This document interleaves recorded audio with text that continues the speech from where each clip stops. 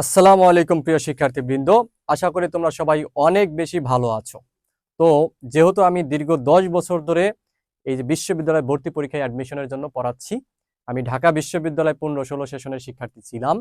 তো এত এত শিক্ষার্থী পড়ানোর কারণে প্রতি বছর এই যে যখন ঢাকা বিশ্ববিদ্যালয় ভর্তি পরীক্ষা শুরু হয় তার কিছুদিন আগ থেকে এই যে আমার বিভিন্ন শিক্ষার্থী মেসেজ দিতে থাকো, প্রশ্ন করতে থাকো, ঠিক আছে? আবার এই পরীক্ষার 2 দিন 4 দিন 5 দিন আগ থেকে সবার মাথায় কেমন জানি হয়ে যায়। তখন অনেকেই জিজ্ঞাসা করো, ভাইয়া ঢাকা বিশ্ববিদ্যালয়ের প্রশ্ন কি আউট হয়? এই সময়টা তোমাদের অনেক প্রতারণা গ্রুপ তোমাদের সাথে বলে যে বিশ্ববিদ্যালয় কোশ্চেন আউট করে দিবে, তারপর এটা করবে ওইটা করবে, তোমাকে চান্স পাওয়া দিবে, ঠিক আছে? তো এই বিষয়গুলা আমি তোমাদের সামনে আলোচনা করব। তো পুরো ভিডিওটা দেখবা, তাহলে বুঝতে পারবা আসলে ঢাকা বিশ্ববিদ্যালয়ের প্রশ্ন আউট হয় কি না।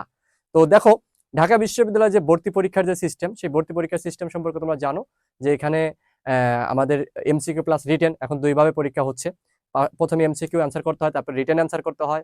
তো যে যে ইউনিটে পরীক্ষা দাও সেই ইউনিটের একটা নির্দিষ্ট বিভিন্ন বিষয়ের মার্কস ডিস্ট্রিবিউশন থাকে। তো এখানে এই যে পরীক্ষার 2 দিন আগে তোমাকে কি দেয়, যে একটা অ্যাডমিট কার্ড দেয়। এই অ্যাডমিট কার্ড দিয়ে তোমার কোন জায়গায় সিট পড়ছে সেটা তোমরা জানতে পারো, ঠিক আছে? এটা কিন্তু বেশি দিন না, মানে 48 ঘন্টা আগে তুমি জানতে পারো যে কোথায় তোমার সিট পড়ছে, তাই তো? তো তখন তোমরা এই যে পরীক্ষা হলে যাও, পরীক্ষা হলে যে যাও, তুমি একটা কোশ্চেন পাচ্ছ, তুমি দেখতে পাচ্ছ ওখানে একটা কোশ্চেন পাচ্ছ, সাথে ওএমআর শিট আছে।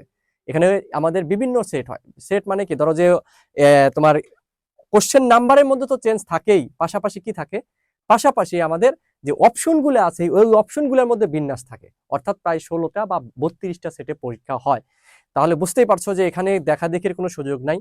তো এখন তোমরা বলতে পারো যে ভাইয়া পরীক্ষা আগের রাতে কোশ্চেন আউট হয় কি না, এটা কিন্তু সবার মাথায় নষ্ট। এখানে এই সময়ে অনেক অনেক প্রতারণা গ্রুপ তোমাদের সাথে যোগাযোগ করে, বিভিন্নভাবে তোমাদের কাছ থেকে টাকা হাতিয়ে নেয়, ঠিক আছে?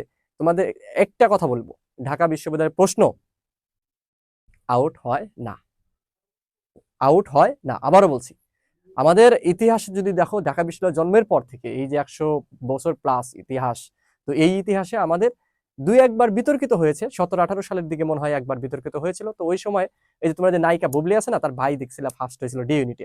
সেই ইউনিটে কিন্তু আবার পুনরায় কি হয়েছে, পরীক্ষা হয়েছে। মনে রাখবা, যদি কোনো কারণে কোনো অকারেন্স ঘটে যায় তাহলে এটা শিওর পাবলিকলি জেনে যাবে, আর পাবলিকলি জেনে গেলে তোমার এই পরীক্ষা থাকবে না, আবার নতুন পুনরায় পরীক্ষা হবে। যদিও এটা সাধারণত হয় না। আমি আমি আমি দেখছি এই 17-18 সালে মেবি এই ঘটনাটা ঘটছিল। তাছাড়া কোনো ইউনিটে কোনোভাবে এটা কিন্তু আউট হয় না। তো কোনো সুযোগই নাই। তো তোমাদের এই সময় তোমাদেরকে অনেকে অনেকভাবে যোগাযোগ করবে, অনেকভাবে টাকা চাবে। তোমরা এই ফাঁদে পা দিও না। আবারও বলছি, এই ফাঁদে পা দিয়ে তুমি এই 2-3 দিন বা পরীক্ষা আগে থেকে, এখন থেকে তোমাদের যেহেতু পরীক্ষা, তো বিভিন্নভাবে, শুধু ঢাকা ইউনিভার্সিটি না, বিভিন্ন ইউনিভার্সিটিতেই মানে এরকম ভাবে বিভিন্নভাবে অনেকে যোগাযোগ করার চেষ্টা করবে। এই প্রতারণা গ্রুপ, এদের থেকে দূরে থাকো। তুমি যতটুকু পড়াশোনা করছো এই পড়াশোনাটুকু শুধু জাস্ট রিভিশন দিয়ে দাও। যদি রিভিশন দাও এবং তোমার মাথা ঠিক রেখে যদি পরীক্ষা দিতে পারো, তাহলে তুমি চান্স পেয়ে যাবা। কিন্তু যদি এই প্রশ্নের পিছনে দৌড়াও তাহলে কিছুই হবে না।